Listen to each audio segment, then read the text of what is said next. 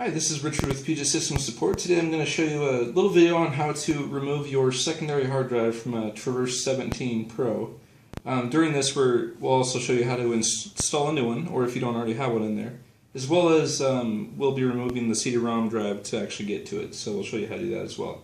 The only tools you'll need for this job is just a small Phillips screwdriver, and then just something flat like a flathead screwdriver, because you just kind of have to push the CD-ROM drive a little bit out. If you're installing a new drive, you'll find the extra screws in your accessories that were sent with the system. There'll be a little baggie in there, just little tiny screws, and that's what you'll use. I have something like this just to put screws into, because they're really tiny, you don't want to lose them. But anything will work, cup, bowl, anything. Just try to put them in a spot that you won't lose them from. Alright, so the first thing you want to do is just remove your battery to make sure it doesn't have power in there. So just set that aside. And then on this specific model, the secondary hard drive is located over here underneath the CD-ROM drive. So I'm just going to grab the screwdriver here, just unscrew these.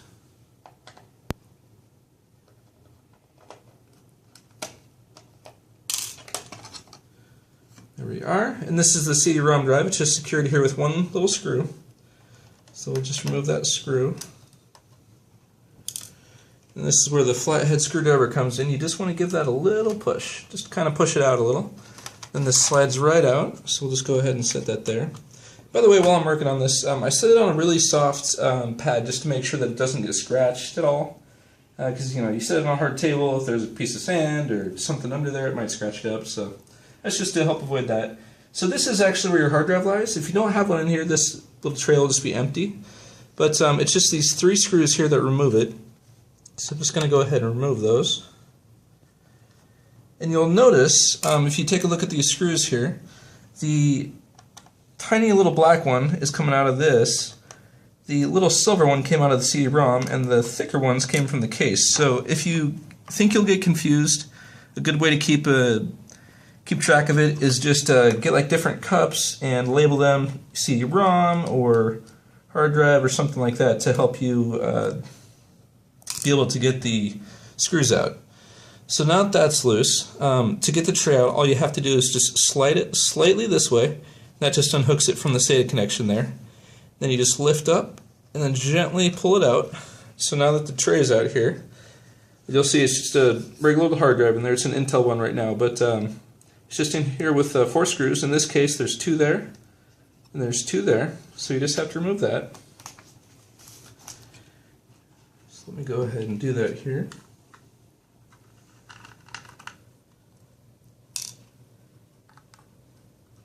Again, note the difference in screw size. You want to make sure to find a way that works for you to keep track of what goes where.